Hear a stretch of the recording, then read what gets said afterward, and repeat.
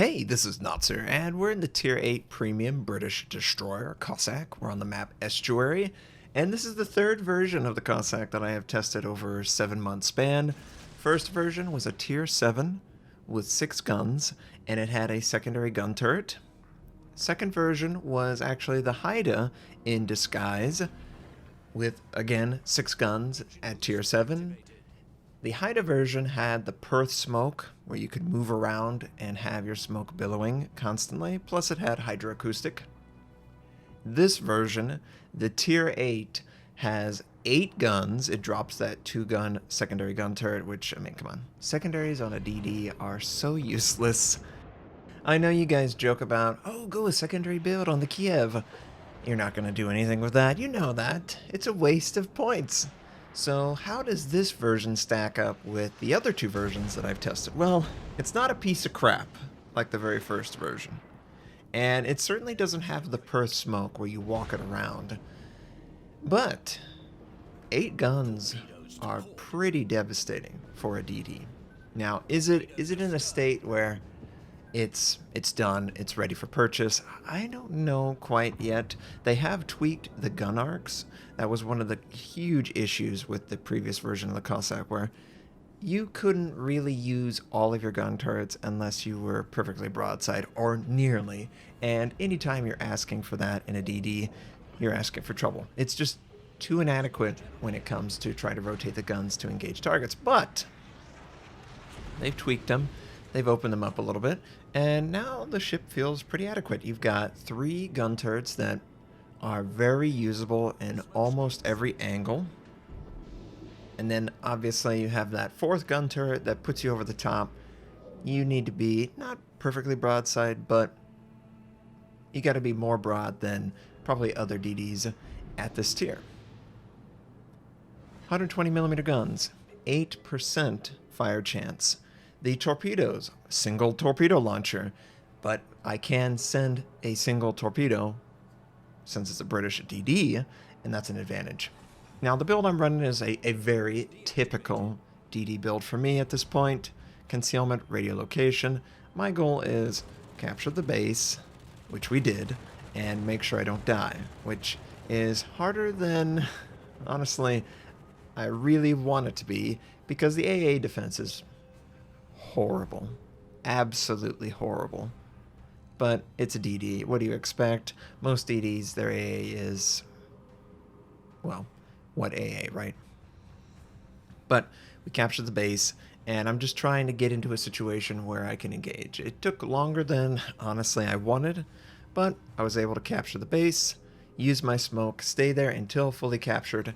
I feel like there's a DD that's coming this way, just with radio location sending the signal that there's something on my eastern flank. So I tried to set up my guns in such a way that I could use them. I wanted to send my torpedoes. There is, of course, some DD capturing A. I don't believe the enemy cruiser got in the capture yet. And sure enough, we run smack into the Z-39. Now, the Z-39 is a Tier 7 premium, and we're going to just see how we stack up against it. 120 versus the 150s. And honestly, I basically do the same alpha damage with the 8 guns as his, I think he's running 4 150s. It kills things really quickly. Like, really quickly it kills DDs. Very accurate guns. One more salvo should do it, and of course, the island gets in the way for the last salvo. I needed to time it out just slightly better than that. Oh gosh, that Z-39. Of course, my torpedoes don't hit. This is, I don't know when the Cossack's going to be sold, guys. I assume that this is going to be the premium that goes along with the British DD line.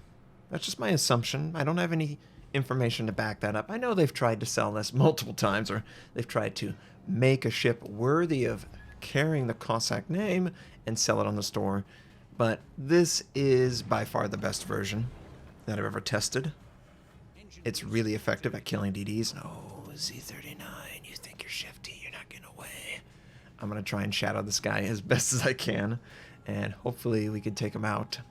He does know I'm here. He is using hydro, so I assume he's going to send torpedoes. So I'm going to do something that is ill-advised for someone who is probably not that comfortable with the game. I blind fire, and I definitely try to maneuver away from these torpedoes, and I almost thought my momentum was going to carry me into the torpedoes. I don't know if the British DDs are going to have like the acceleration trait that the British cruisers have. Anyone who's not familiar, British cruisers maintain acceleration in a turn. That's both good and bad. But if you don't know that this trait exists, well, it could influence the way you sail around a quarter, right? But it worked out. I didn't really feel it, and it felt very maneuverable. It is a short ship, and that's what the British DDs are. They're very small and compact, very well concealed. 5.1 is the concealment, the maximum concealment of this ship. I'm not making that up. 5.1. That's insane. You will outspot every single DD, maybe every single DD in the game. There's got to be like a tier 2 or a tier 3 that has better concealment, but 5.1. But it doesn't really mean that much in a full radar meta, where every other cruiser is a radar cruiser, and what do you think they're looking to do? They're looking to radar you. So you gotta tread lightly. You gotta be very careful what you're doing. So what I ended up doing here, I see the North Carolina. I'm gonna try and set them on fire. Obviously, I'm being detected. There is a DD. I believe the Ognivoy is right along the corridor behind me on the western side. He just killed someone, or he just saw someone die, and now he's retreating in. My 8 guns, sometimes the dispersion's horrendous. I mean, like, horrible. But other times, it's right on point. Fire chance is honestly pretty good, but keep all this in mind. This is really a gunboat that requires some camping, some behind the island work or in smoke. That's a really dangerous trait to have right now in the game. The meta is just not supporting this particular playstyle. I've tried multiple times to make this ship work, take advantage of that full concealment, but every single time I'm dealing with radar. You sit in smoke for 5, 10, 15, 20 seconds. You are basically telling every radar ship on the enemy team, here I am, come and radar me. And that's exactly what they end up doing. Friendly takes out the North Carolina. We've got an enemy Buffalo, and no, this is not ideal at all. I initially consider to send my narrow spread, but then I think about it. The British are really lucky to have the single launch torpedo. It allows a lot of customization in the send. So I send 2, assuming that he maintains full speed, and then I send another 2, assuming that he's going to cut the corner quick. Now, I know what he wants to do. I know exactly what he wants to do. He wants to force smoke, and then he wants to use radar. If you radar, if you send smoke, oh, are we going to hit? Are we going to hit? Ah, he reads it. If you do as I do, and you don't have that friendly Bismarck spotting, you run the risk of being spotted in your smoke, and your smoke blocking his shot, at least his first shot. Once he fires it, it's not an issue. And I'm just trying, leave me alone. Please leave me alone. AP on the broadside, he really has to be perfectly broadside. But once he is, you know, it is pretty good damage. That's only 4 guns doing 2,700. If I have all 8 guns, I should do theoretically much higher. Unfortunately, his nose has absorbed a lot of damage. Oh, God, he fires AP. Don't fire AP at a DD at point-blank range. And I'm trying to look for armor that is undamaged so I can increase my damage output. He has no way of spotting me, by the way, so I'm going to rotate my acceleration forward and back and forth, spreading it out evenly, and he's angling a little bit too much. Don't touch me. Oh, man. You don't want to stay stationary. That's the worst thing you could do, is stay stationary. He's looking for me, and I'm not going to give him the best shot because I'm going to be moving back and forth. And he's going to blind fire. Oh, just a little too high for him. But he angles into a soft, easily AP'd broadside, and we take him out. That was honestly complete luck, but that's exactly how you play it. You never stop moving. You always fire the right ammo. And if you see an ammo not working, you have to switch immediately.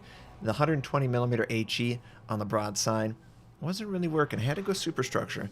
And when I went 120 AP, it needed perfect broadside. It had to be perfectly flat for the AP to pin. Otherwise, it was ricocheting and shattering. So, able to take him out. Enemy Ognivoy, I don't know why he has his guns not looking directly at me. He knew I was here, and he's actually going to do something interesting. He's going to rotate around, have his guns pointed in one direction, and I'm just trying to kill him. Oh, he's so going to kill me. Missed the shot. Oh, he missed it. Get a shot off before he shoots. And I take the crossfire from the enemy cruiser. There was really no win scenario there, I think.